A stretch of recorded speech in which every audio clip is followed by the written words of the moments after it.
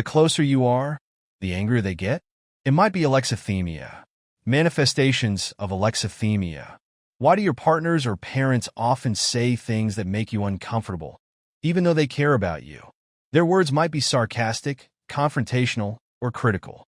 Why is it that these closest people in your life are kind and patient with others, but when speaking to you, they're full of complaints, accusations, and quick to anger? For instance, when you had a fever as a child, your mother, despite being worried, might have scolded you while taking you to the hospital. This is what you get for not dressing warmly enough.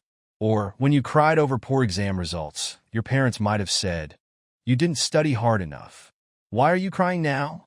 Even when you prepare a surprise for your partner, and they're happy inside, they might criticize you for being clumsy or wasting time on meaningless gestures. Why do they always seem to nitpick and criticize you? It's not necessarily because they're dissatisfied with you. It's likely that they have what psychologists call alexithymia, a condition characterized by difficulty in expressing emotions or emotional muteness. Unlike NPD, where individuals are self-absorbed and intentionally hurtful, people with alexithymia don't have malicious intent when they speak harshly. It's simply the only way they know how to express all their emotions, including care and love for you. These individuals typically suppress their emotions around others, showing little emotional fluctuation. However, at home or with their partners, in quieter environments, they feel freer to release their emotions.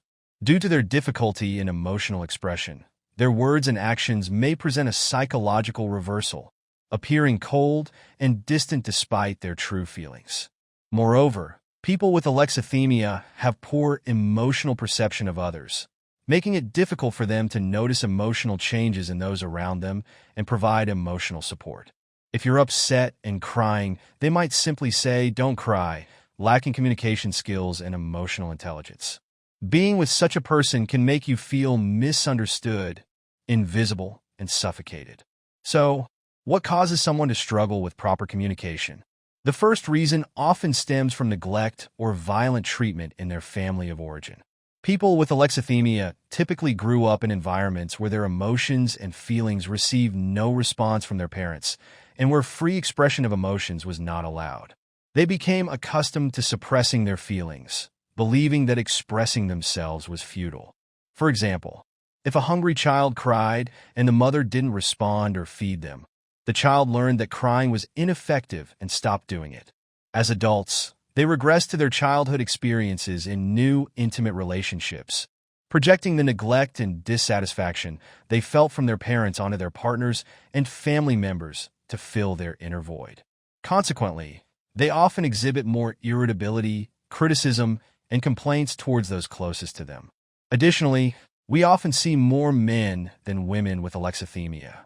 This isn't due to machismo or an inability to express tenderness, but rather cultural norms that emphasize that real men don't cry, and that boys crying is less acceptable than girls crying.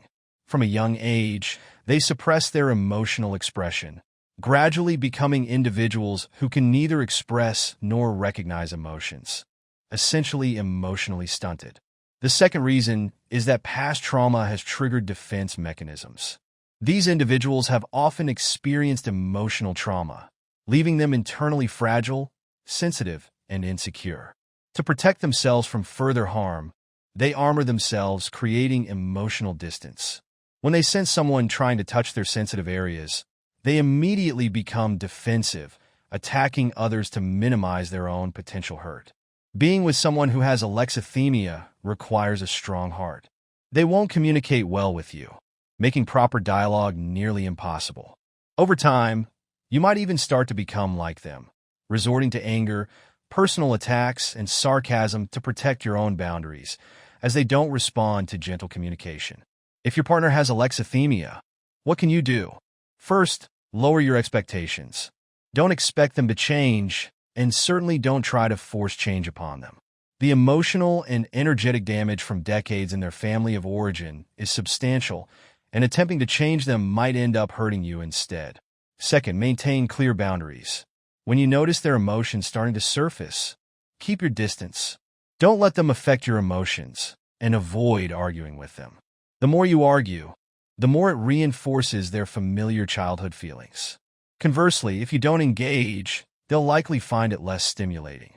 The root of alexithymia is often internal fear.